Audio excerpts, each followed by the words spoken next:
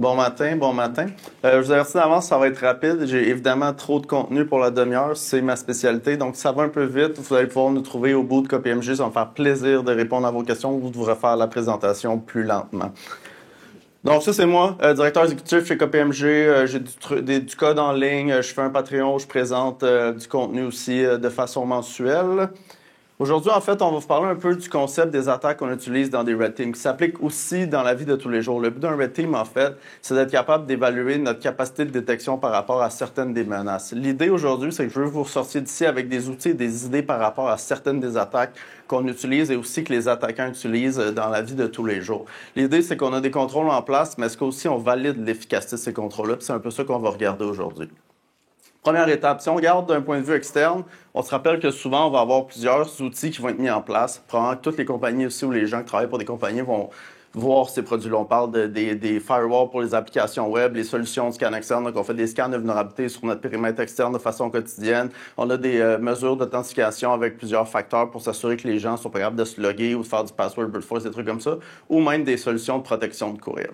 La beauté de tout ça, c'est oui, effectivement, ça va tuer plusieurs vecteurs externes. Par contre, ce qui devient intéressant, c'est qu'on a notre bon vieux ami Azure. Presque toutes les compagnies sont rendues dans Office 365, ce qui est super intéressant. Ça expose une quantité absurde de fonctionnalités que la plupart des gens ne sont pas au courant. La première étant aussi une fonctionnalité qui permet de faire ce qu'on appelle le device code phishing. Le device code phishing, ça permet de demander un jeton d'accès à un utilisateur spécifique. La beauté, c'est que quand on demande même à l'API de Windows, ça vient même avec le message qui dit « Voici ce que tu pourrais utiliser pour faire ton phishing littéralement ». L'idée, évidemment, nous, c'est sûr qu'on va le modifier un peu. Mais ce que ça fait, c'est que ça génère un code. Nous, en tant qu'attaquant, on peut écouter pour ce code-là. Une fois que l'utilisateur va s'authentifier dans la plateforme légitime de Microsoft, je reçois un jeton associé à cet utilisateur-là. Juste pour vous donner une idée, le genre de phishing que je vais faire, le bon vieux classique on a un look and feel de SharePoint. La seule différence, c'est qu'on rajoute le petit truc, c'est oui, il y a un code secure pour un contexte quel que soit. Une fois que tu cliques, tu es redirigé vers Microsoft. Une fois que cette authentification-là est complétée, je vais recevoir dans mon script PowerShell, qui est d'ailleurs disponible publiquement si ça vous intéresse pour le tester, vous allez recevoir le jeton. Deux choses bien importantes. Ce jeton-là peut être utilisé pour aller demander de l'accès à plusieurs choses sur Microsoft dans le tenant Azure. Il y a aussi le refresh token qu'on va réutiliser plus tard pour faire encore mieux que ça. L'idée, d'ailleurs, pour un look and feel du phishing, une fois que c'est complété, la victime va être présentée simplement par le Microsoft qui dit oui, tu t'es logué dans Microsoft Office et c'est tout. Donc, c'est sûr qu'aussi, d'un niveau rapporté le phishing, généralement, ils font juste assumer quelque chose qui n'a pas bien fonctionné. Avec ce jeton-là, en fait, ce qu'on se disait, par exemple, il y a des outils comme Road Recon qui permettent, en fait, d'aller chercher toute l'information dans le tenant Azure. C'est une fonctionnalité qui est là par défaut. Tout ce qui est read-only est accessible pour l'utilisateur normal. Donc, pas besoin d'avoir un utilisateur privilégié. Donc, quand je fais un phishing, je vais juste aller chercher quelqu'un en espérant qu'au moins une personne tombe pour le phishing. Je peux aller chercher l'information sur les applications, je peux aller chercher la liste de tous les utilisateurs. Donc, évidemment, quand je vais essayer de faire des campagnes de phishing qui sont plus spécialisées dans le futur, je vais me servir de cette liste d'utilisateurs-là aussi pour moi être capable de plus la raffiner parce que je peux avoir des adresses, des numéros de téléphone, d'informations que je peux réutiliser pour renforcer la valeur de mon phishing. Juste pour vous donner une idée, un peu comme je disais, si vous regardez dans le Road Recon, ce qui génère un petit rapport HTML super facile à utiliser, on va avoir la liste des utilisateurs, des groupes, des devices enrollés, des administrateurs, des applications, tout ce qui est des services SSO à l'interne. J'ai accès à toute cette information-là de mon point de vue. Ce qui est intéressant aussi, encore là, it's not a bug, it's a feature, typical Microsoft. On peut aussi extender le token. En fait, le token qu'on reçoit est uniquement associé à l'application par laquelle on a demandé l'information. C'est-à-dire ici, cette application-là qui permet juste de s'identifier via Entra ID. Évidemment, d'un point de vue d'attaquant, on veut faire plus. L'idée, c'est qu'on peut extender le scope du jeton en utilisant le refresh token. Une fois qu'il est extendé, on peut avoir accès à plusieurs autres API.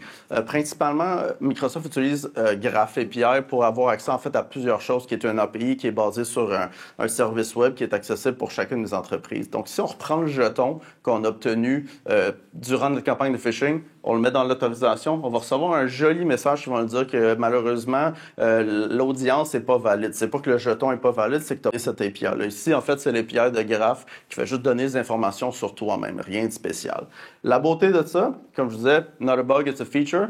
Là, c'est un petit peu rempli d'informations, mais en gros, on peut extender le refresh token et demander d'avoir un refresh token qui a accès. Donc, le refresh token, le but, c'est de prendre un jeton, de le refresher, donc de générer un nouveau et de demander, en plus, j'aimerais aussi que tu me rajoutes le scope de certaines applications. L'idée ici, c'est qu'on a le GUID en haut, là, le D3590 qui est associé à Microsoft Office. J'ai eu un cas où il y avait un client qui connaissait cette technique-là parce qu'il avait vu du contenu que j'avais fait, qui est arrivé préparé, qui a en fait bloqué cet ID-là. Donc, évidemment, cette attaque-là fonctionnait pas. Par contre, sachez qu'il y a énormément d'applications exposées par défaut dans votre tenant Azure. Donc, c'est pas d'en bloquer une, mais c'est de bloquer toutes celles qui existent et sont pas toujours faciles à voir. Mais on va revenir juste pour vous donner une idée de la liste qu'il y a. Donc, une fois on reçoit notre jeton extendé, déjà, on peut remarquer qu'il est un petit peu plus gros. Si on réutilise celui-là, le même endpoint, on va remarquer que maintenant, on reçoit l'information. Donc, en fait, on a extendé le scope avec le même jeton qu'on avait. On a refreshé le scope, on a demandé un jeton avec plus d'accès. La beauté de ça, c'est que maintenant, on a accès à plusieurs choses. Ça inclut SharePoint, les courriels de la personne et autres informations comme ça qui sont super intéressantes encore là d'un point de vue attaquant. Pour vous donner une idée, ça c'est une petite liste que moi j'utilise personnellement, mais il y en a littéralement des centaines. Quand je vous disais qu'il y a plusieurs GUID, là, vous allez voir pour Microsoft Office, on retrouve le D35, mais par exemple, un autre que je vais utiliser souvent, c'est Visual Studio. Évidemment, vous savez peut-être pas, mais votre tenant Azure a en fait exposé Visual Studio pour une raison qui m'échappe par défaut. Donc, évidemment, moi, je peux extender le scope à toutes ces applications-là. Toutes ces applications-là vont me donner le droit d'avoir accès à plusieurs fonctionnalités associées à l'utilisateur. On se rappelle, je vous disais, une fois qu'on a extendé le scope, on peut maintenant aller chercher de l'information sur l'utilisateur en soi. L'idée, encore là, j'ai publié des outils qui permettent de littéralement aller lire les courriels de la personne. La beauté de mon outil, c'est qu'elle va me générer aussi un rapport HTML. Donc, ce que je fais, je peux chercher par mots-clés dans l'outil. Si je cherche pour body password, donc trouve-moi tous les courriels avec le mot de passe, le mot-clé password dans le courriel. Ça, c'est le genre exemple ici que je vais recevoir. Donc, j'ai la source, la destination, le sujet, le contenu du courriel. Évidemment, vous aurez compris ici que c'est pas des vraies données, là. Mais l'important, c'est qu'on est capable d'aller chercher ça. L'autre idée aussi, c'est que c'est intéressant quand on fait du phishing, on se rappelle plus ciblé. On peut aussi aller chercher le look and feel des courriels. Par exemple, si je veux faire un faux helpdesk ticket, je peux aller voir le genre de ticket en cherchant des mots-clés par helpdesk, ticket, incident, des trucs comme ça à l'interne. Je vais me servir du look and feel de ce courriel-là pour aller, en fait, aller cibler d'autres utilisateurs. On se rappelle aussi qu'avec cette fonctionnalité, je peux aller uploader des fichiers sur le SharePoint de l'utilisateur. Donc, ce que je vais faire souvent, je vais aller prendre les fonctionnalités qui sont aussi disponibles dans l'outil que j'ai publié. On peut aller télécharger notre fichier malicieux, par exemple, là, faire notre phishing du helpdesk avec peu importe le prétexte et mettre un lien vers le SharePoint interne. Donc, c'est sûr que d'un point de vue de défense, ça commence à être un petit peu plus compliqué quand le fichier est déjà hébergé dans votre infrastructure. Donc, c'est tous ces petits vecteurs-là qui sont possibles d'être exploités. Évidemment, on aura compris que tout ça, à travers Azure et les tenants qui sont exposés par défaut, les fonctionnalités qui sont là. Donc, c'est sûr que ça peut avoir quand même un impact majeur. Sachez que ça existe. Évidemment, on est rendu au point où là, par exemple, j'ai mis un fichier malicieux dans le SharePoint. J'espère qu'un attaquant, qu'un utilisateur va l'exécuter. Je vais avoir de l'exécution de code dans votre environnement. Le problème avec ça, la plupart des environnements matures vont avoir des EDR, des XDR, des NDR, là, whatever le name qu'ils leur donnent parce qu'ils changent à chaque semaine, rajoutent une lettre de plus, puis c'est plus next-gen, plus d'AI, plus de tout ça. Dans les faits, exact, quelqu'un dit plus cher aussi, exact, mais chacune des lettres, c'est 100 000 de plus par année. Mais la beauté, c'est que ça non plus, c'est pas parfait. Évidemment, vous aurez compris que dans le contexte d'un red team ou d'un attaquant, évidemment, on veut avoir notre exécution de code sans se faire détecter, parce que si on se fait détecter, on est perdu. Encore là, des petits trucs à savoir.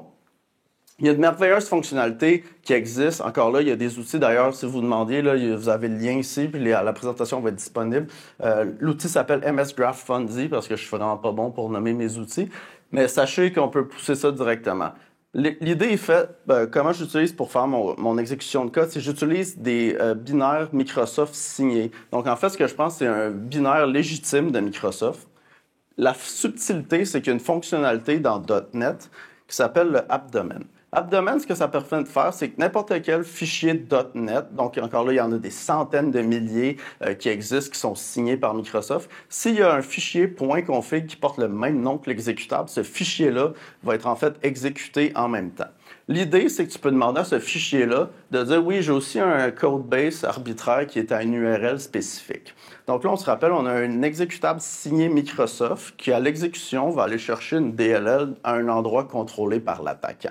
Ce qui est le fun aussi, c'est que tous les XDR, NDR, EDR, généralement, quand ils voient des fichiers qui ont des comportements un peu spéciaux, vont avoir tendance à envoyer ça dans des sandbox pour une analyse par après. Le petit problème avec ça, c'est qu'ils n'envoient jamais le point config. Tout ce qu'ils vont faire, c'est envoyer l'exécutable. Donc, ils vont envoyer, par exemple, ici, malicieux.exe. On se rappelle, c'est un exécutable Microsoft signé. J'ai jamais modifié cet exécutable-là. Tout ce que j'ai fait, c'est rajouter un fichier config qui, lui, va aller loader mon contenu. Donc, évidemment, il regarde un fichier, il n'y a absolument rien à voir. Évidemment, aussi, on gagne du temps. C'est sûr que la détection devient un petit peu plus compliquée à cause de ça. Encore là, si vous êtes intéressé, j'ai une liste dans un de mes GitHub avec tous les fichiers que j'ai trouvés qui étaient signés par Microsoft, qui étaient des .NET qu'on pouvait utiliser pour loader ça. Donc, il y en a une panoplie. Sachez encore une fois que ça existe, que c'est une des techniques que j'utilise depuis des années et que les XNEDR, aucun problème avec ça. Donc, évidemment, sachez que ça existe encore une fois, qu'il y a des façons de détecter ça. C'est encore là, il y a des outils, on pense à Sysmon, par exemple, avec du bon tuning, quand on regarde, par exemple, au Process Image Load, quand les DLL sont loadés dans un folder qui n'est pas standard, bien, ça peut être des genres de détection en place. Donc, moi, je suis vraiment un gros fan de Sysmon. Il y a énormément de choses qui peuvent être faites avec ça aussi. Si on résume, comme je disais, on va avoir un utilisateur qui va cliquer sur un exécutable qui est signé Microsoft. Donc déjà, même si vous avez des politiques de prévention d'exécution, on parle par exemple des trucs, si c'est pas des binaires connus, évidemment, ça va passer parce que c'est émis par Microsoft. Déjà, on a ça. Après ça, le code malicieux est jamais directement mis sur le poste. On se rappelle que tout ce que j'ai fait, c'est de mettre dans votre SharePoint, par exemple, un zip avec un exécutable légitime et un point config qui, lui, est juste du texte, qui est un format XML. Une fois que ça s'est exécuté, l'exécutable va aller chercher la DLL qui est hébergée sur un endroit où je contrôle. La beauté de la chose, c'est mon serveur génère des DLL uniques à chaque exécution. Donc, évidemment, encore là, d'avoir une signature, c'est un petit peu plus difficile. Généralement, les EDR ont vraiment de la misère à détecter ça. Pour vous donner une idée, d'ailleurs, c'est un exemple un peu de ce que la DLL qui est fetchée va avoir de l'air. L'idée, en fait, c'est qu'à chaque fois, elle est générée de façon aléatoire.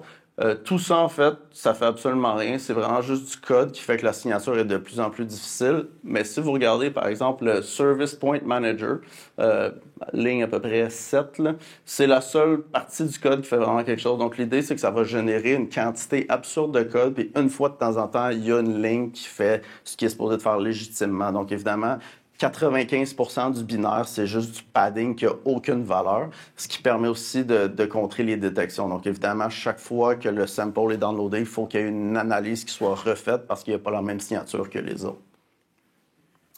Évidemment, il y a des contrôles qui peuvent être mis en place. On se rappelle que même si c'est un binaire signé Windows, par exemple, il y a l'aspect où il va y avoir du trafic réseau, des trucs comme ça. Évidemment, quand je parlais avec Sysmon, si on fait de l'agrégation d'informations sur l'exécution des binaires, ça va nous permettre aussi de potentiellement identifier ces trucs-là. Donc, il y a des solutions. C'est sûr que ça prend du temps, mais on est là pour aider avec ça aussi. D'ailleurs, aussi, une autre petite parenthèse sur une autre technique qui est peut-être connue. Vous avez peut-être entendu parler de Mimikatz, ce genre d'outil-là qui permet d'aller extraire les mots de passe en clair. Évidemment, Mimikatz, c'est très connu. Va aller toucher le process LSASS qui est considéré comme étant un process clé chez Microsoft. Ce process-là, évidemment, est aussi protégé maintenant de plus en plus. Sur Windows 11, en fait, par défaut, même Windows empêche d'aller le toucher justement pour prévenir ce genre d'attaque-là. Donc, c'est sûr que ça devient plus difficile pour nous. Par contre, ce qui est intéressant, c'est que pour chaque problème, il y a une solution. Maintenant, vous utilisez probablement des applications web tierces quotidiennement. Tout est un service dans le cloud, tout est une application web. La beauté de ça, en fait, c'est que maintenant, ça fait que votre browser a énormément d'informations. Prendre que vous, des fois par paresse ou juste par simplicité, on va aller sauver des mots de passe dans le browser ou on va aller avoir ce qu'on appelle les jetons de session qui sont des cookies. Les cookies, évidemment, sont après l'authentification. Donc, si on est capable d'aller voler ces cookies-là, évidemment, on est capable d'aller se loguer dans n'importe quelle application sans même connaître le mot de passe de la personne. Évidemment, la beauté aussi de cette attaque-là, on se rappelle qu'aller toucher LSASS, il faut être privilégié pour faire ça. Voler les cookies, on roule dans le contexte de l'utilisateur. Donc, en gros, tout ce qu'on a à faire, c'est appeler une API de Windows qui s'appelle Crypt on Protect Data. Ça va nous donner accès à la clé de chiffrement des jetons de session et des mots de passe storés dans le browser. Donc, évidemment, on roule ça. On finit par avoir accès aux cookies de la personne qu'on a ciblée. Évidemment, l'ordinateur a été déjà compromis, par exemple, en utilisant l'application signée qu'on a vue précédemment. Une fois qu'on arrive là, on a plein de cookies associés à plein d'applications. Un exemple typique de réutilisation de cookies que j'adore faire, c'est dans le contexte de Citrix. Citrix, en fait, utilise des jetons de session pour une application web, parce qu'en fait, Citrix, c'est du web en dessous. Ce que vous allez faire, c'est que vous allez demander la liste de toutes les applications qui sont exposées. Encore là, tout ce que j'ai fait ici, c'est prendre les cookies. J'ai jamais rentré de mot de passe nulle part. J'ai vraiment juste pris les cookies que j'ai obtenus en faisant le dump des cookies sur le poste de la personne. Une fois que je place ces cookies-là, d'ailleurs, pour ceux qui sont un peu dans le web, il y a un CSRF token. En gros, le CSRF token, c'est designé pour empêcher quelqu'un de faire exactement ça, c'est-à-dire de forger une requête dans le contexte de quelqu'un. Le petit problème avec Citrix, c'est que c'est aussi un cookie, ce CSRF token-là. Donc, il est aussi gratuitement donné dans les cookies. Donc, tout ce que vous avez à faire, c'est prendre les cookies et aller le rajouter dans l'entête HTTP. Donc, en fait, ça a aucune valeur quand vous connaissez la valeur. Tout ça étant dit, on va avoir accès au launch URL. Donc ça, en fait, c'est l'URL qui va nous donner le fichier ICA. Ce qu'on fait, évidemment, on prend l'URL, on va le porter là, on remet nos cookies comme tantôt. La beauté de ça, ça va nous générer un ICA file. En fait, c'est les fichiers que Citrix utilise pour faire l'authentification. La beauté de ça, souvent, c'est que Citrix, par défaut, va faire l'authentification pass-through, c'est-à-dire que l'authentification va être rajoutée dans le fichier ICA pour l'application ciblée. Donc, la beauté, c'est qu'on n'a même pas besoin, encore une fois, de connaître le password parce que c'est un peu petit, mais c'est marqué Clear Text Password, mais dans les faits, il est chiffré par Citrix lui-même. Donc, après ça, on sauve le fichier localement, on double-clic, évidemment, s'assurer d'avoir le Citrix Receiver installé d'un point de vue de l'attaquant. Et on va être capable, littéralement, d'être logué dans l'application Citrix sans aucun mot de passe. On se rappelle, tout ce qu'on a fait un phishing Azure AD. Entra ID, ça a changé de nom. On a extendé le scope. On a compromis le poste à travers notre phishing avec du code execution. On a été chercher les cookies dans le browser. On est maintenant rendu logué dans une application Citrix qui est potentiellement critique pour l'entreprise. Tout ça sans connaître un seul mot de passe. Évidemment, c'est sûr que, comme je disais, des fois, il y a des contextes où les gens vont aller sauvegarder des mots de passe dans leur browser. Encore là, c'est stocké dans une base de données associée au browser. Les mots de passe sont chiffrés. Vous pouvez voir après mon adresse courriel ici que le mot de passe est chiffré. Évidemment, c'est la même clé de déchiffrement qui est utilisée pour les cookies. Donc, ce qu'on fait, c'est qu'on réutilise cette clé-là pour aller chercher le mot de passe en clair. La beauté, ça nous donne gratuitement accès à aussi des mots de passe, il y en a. Surtout pour les applications dans le web ou c'est SSO avec l'environnement Active Directory, vous avez probablement accès au mot de passe de l'utilisateur dans le domaine Windows. Donc, ça peut être utilisé sur plein d'autres applications à l'interne. Comme je disais, la beauté de cette attaque-là, on n'a aucun besoin d'être privilégié, donc on n'a pas besoin de faire d'escalation de privilège ou quoi que ce soit sur le système. On ne va jamais toucher LSAS, fait qu'encore là, tout ce qui est XDR, NDR, EDR vont être aucunement intéressés par ce genre d'attaque-là parce qu'on ne touche pas les process clés. Puis tout ce qu'on a, c'est des interactions extrêmement limitées avec les API de Windows. Donc c'est sûr que d'un point de vue attaquant, c'est très intéressant. D'un point de vue défense, ça devient un peu plus complexe parce que ce n'est pas des techniques qui sont nécessairement regardées. Comme je disais, dans l'éventualité où, par exemple, on voudrait compromettre le système puis aller voler une autre session. Cas typique, dans le passé, les gens utilisaient Mimikatz. Il y a plein de fonctionnalités qui permettent, par exemple, d'aller domper les passwords. Donc, si vous avez plusieurs utilisateurs authentifiés sur le même système, vous pouvez vous servir de Mimikatz pour aller chercher les sessions ou les mots de passe associés. Encore là, la seconde qu'on exécute ça, c'est terminé. Vous allez le faire détecter par tous les produits de sécurité de la Terre parce que Mimikatz est un produit extrêmement connu. Par contre, pour chaque problème, il y a une solution. L'idée ici, c'est d'aller impersonnifier l'utilisateur. Donc, ce qu'on va faire, en fait, c'est encore là, demander gentiment à Windows de nous fournir le jeton associé à un autre processus. L'idée, c'est simple. Ce qu'on va faire, c'est cibler un process qui roule dans le contexte d'un autre utilisateur. On va aller utiliser l'API de Windows Open Process qui permet en fait d'aller ouvrir un accès au process. Peut-être pour ceux qui sont familiers avec le concept de Process Injection, sachez que ça, c'est pas du Process Injection, c'est vraiment juste de demander en read-only, s'il vous plaît, j'aimerais avoir de l'information par rapport à un processus quelconque. Donc évidemment, l'impact est définitivement pas le même.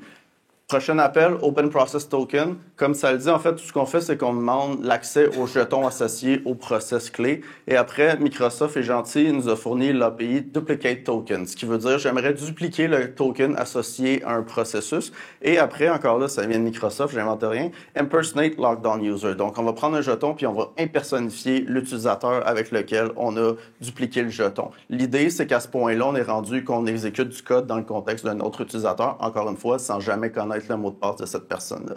D'un point de vue exécution, cas typique, si on utilise par exemple un C2 classique, Cobalt Strike, qui est un C2 standard qui est utilisé dans l'industrie, on exécute la commande dans le cas ici Elevate PID. Le PID, en fait, est associé à un processus qui roule dans un contexte utilisateur différent. On a l'exécution ici. J'aime bien avoir du debugging pour moi-même parce que j'ai tendance à pas truster mes propres outils. Donc ici, je peux confirmer que l'exécution a été successful. À ce moment-là, ici, ça veut dire que maintenant, j'ai un jeton associé à mon exécution qui roule dans le contexte de l'autre utilisateur. Donc, dans le cas présent ici, par exemple, si c'est un utilisateur privilégié du domaine, ben, je roule avec un contexte domaine admin de cette machine-là. Donc, après, on peut aller chercher des fichiers sur des contrôleurs de domaine importants où on a littéralement accès à tout. La beauté aussi des EDR, évidemment, c'est que il y a plusieurs un peu ghost story là, sur les EDR. Tout le monde a une explication, un point de vue de détection. On parle souvent d'AI, machine learning, de tous les mots-clés de l'industrie qui sont regroupés dans les EDR. La beauté, en fait, c'est quand on se met un peu à analyser ça en temps réel, on se rend compte que des fois, la technologie n'est pas aussi mature qu'ils le prétendent. Un exemple simple, il y a une suite qui s'appelle Impacket qui permet en fait de faire plusieurs mouvements latéraux dans un environnement. L'idée ici, par exemple, on a un outil qui s'appelle WMI Execute. WMI Execute permet d'exécuter sur un poste distant du code à travers l'outil WMI.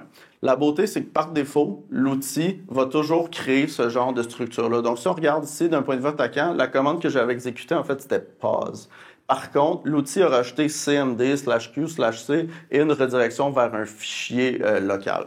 Évidemment, les EDR ont compris ce genre d'outils-là et ont créé des signatures. Dans la vie, tout est une question de comprendre ce qu'on fait, autant d'un point de vue de défense qu'attaquant. Donc, un attaquant peut aussi adapter l'outil pour enlever toutes ces signatures-là. La plupart du temps, les gens vont l'utiliser avec les configurations par défaut. Par contre, Impacket, encore là, WMI a certains arguments. Un étant silent command et l'autre étant no output. L'idée, en fait, c'est que silent command et no output, le silence command enlève cette partie-là ici et le no output enlève cette partie-là ici. Donc, on finit avec simplement ce qu'on a tapé là.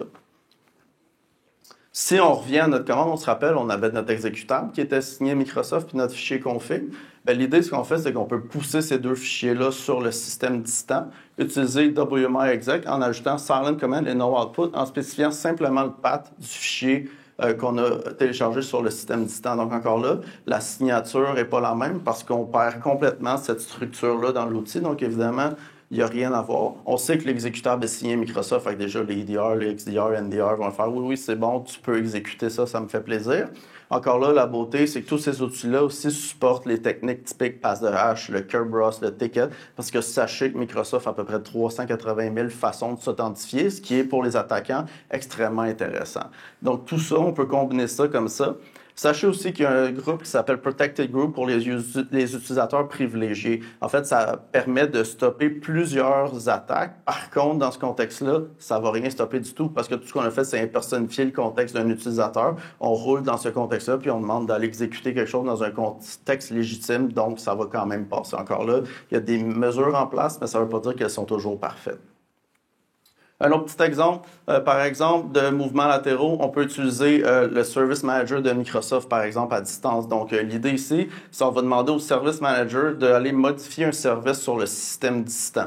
Tout ça va être fait à travers DCRPC, qui est en fait le Remote Procedure Call. En gros, permettre d'exécuter des trucs sur un système distant. L'idée ici, c'est qu'on va aller changer le chemin d'exécution d'un service pour quelque chose que nous, on contrôle. Donc, encore une fois, on pourrait changer le chemin d'exécution du service pour quelque chose comme, par exemple, notre binaire signé Microsoft et son fichier config associé. Donc, ça va être exécuté. On a notre exécution de code. Encore là, pour l'authentification, c'est simple. On n'a pas besoin d'avoir quoi que ce soit parce que si on se rappelle les API qu'on parlait, Impersonate Lockdown User, l'outil que j'ai publié qui s'appelle SSHell pour faire ça, en fait, permet d'impersonnifier l'utilisateur. Donc, encore là, vous pouvez prendre le jeton associé à un autre process, exécuter SSHell dans ce contexte-là. Donc, si vous êtes maintenant dans un contexte privilégié, vous allez avoir de l'exécution de code sur un système distant, encore une fois, sans jamais connaître le mot de passe de la personne qu'on utilise.